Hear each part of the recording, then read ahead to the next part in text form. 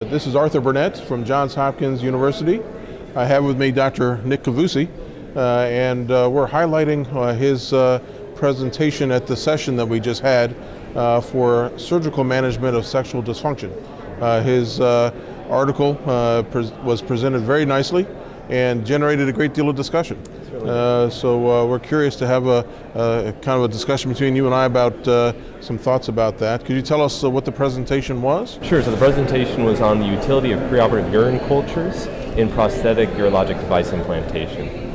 Great, great. And what prompted you to do this study? Sure. So we live in an era of antimicrobial stewardship at this point.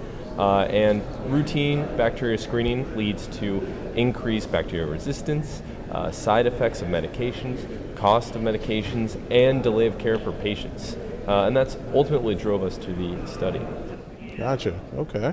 And what were your basic findings, and were you surprised by your findings? Sure. So two main things came out of this article. I think the first is that we found that the majority of men getting artificial urinary sphincters alone compared to those getting penile prosthetics had higher rates of preoperative urine cultures. And on multivariate analysis, ultimately we saw that pretty much all the factors that confound for positive urine cultures dropped off, implicating the loss of the sphincteric mechanism as one of the primary reasons these men develop bacteria, with ascension of bacteria up the urinary tract.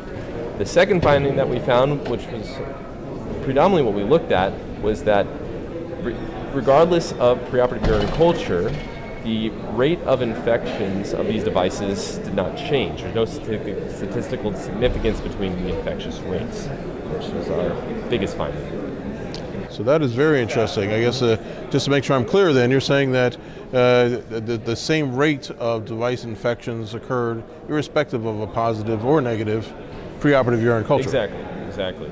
So that actually is very interesting to observe, because I guess common practice has been to check for a urinary tract infection, and that may impact how we go forward with treating or preventing risk of infection with the prosthetic. Of course, and one of the things I think to clarify is that we looked for bacteria, and in patients that had active infections, obviously we did not, any patient with active symptoms, we would not implant it.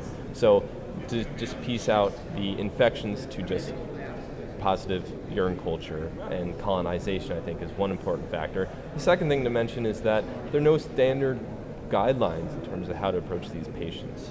So even though it's common practice and usually advised, there's little data to sort of support preoperative screening or lack of screening in these patients. So should we think to change how we go about our practice with this observation? Well, the limitations is obviously this is retrospective. Obviously this is a single institution, and it's a very high volume center. So I think keeping those in mind, I think there's a selection of patients that have preoperative urine cultures done that may be good candidates, low risk for infection, and I think those maybe you could screen with just a AUA. Maybe there's other things you can do rather than go through a whole entire urine culture workup and expose them of the potential of needing a preoperative antibiotic. So I think in a select group of patients, I think you could probably extrapolate this to those patients in a high volume institution. Outstanding. Well, certainly we need more studies of this sort. Certainly do. And I might consider this a hypothesis sort of driven observation at this point, but we should continue to make this sort of investigation, maybe with another prospective study. Would that be something you think to do? I think the next step would be prospective study. Okay. All right. Thank you very much. Thank you.